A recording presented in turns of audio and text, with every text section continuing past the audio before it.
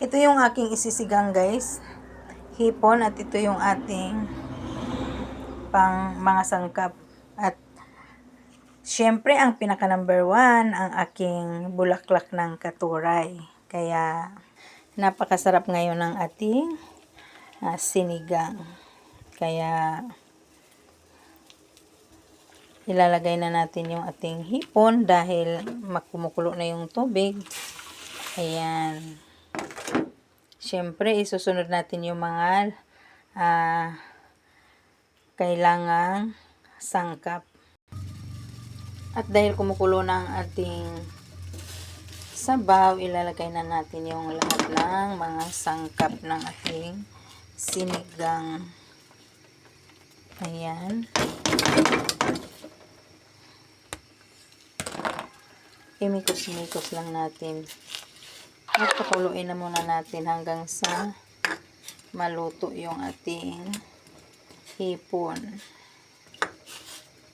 Ayan guys. Hindi ko lalagyan to ng gulay guys. Ganyan lang. Dahil mayroon akong ilalagay na katuray. Yung ating bulaklak ng katuray. Yun ang ating panghalo sa ating sinigang na hipon. Ayan. Siguro sa iba hindi pa nila na try magluto ng sinigang na bulaklak ng katuray ang ihalo. Ako, hahaluan ko ng bulaklak ng katuray kasi masarap yan sa sinigang.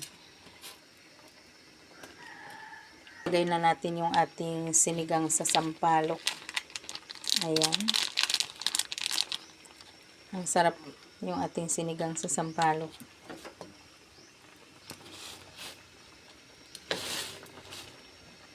Mikos-mikos lang natin.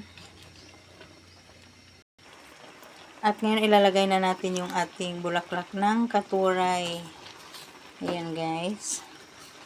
Sa ating sinigang na hipon. Ayan. I-try nyo magluto ng ganito guys. Kung kayo mayroong mga bulaklak ng katuray sa inyo, kung kayo mayroong tanim na katuray, pwede nyo itong gawin sa inyong bahay guys. Kapag mayroon kayong tanim na bulaklak ng katuray, o diba?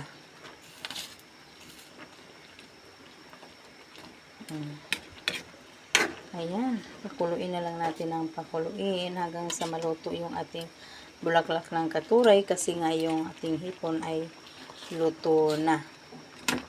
O diba? Ang sarap na guys.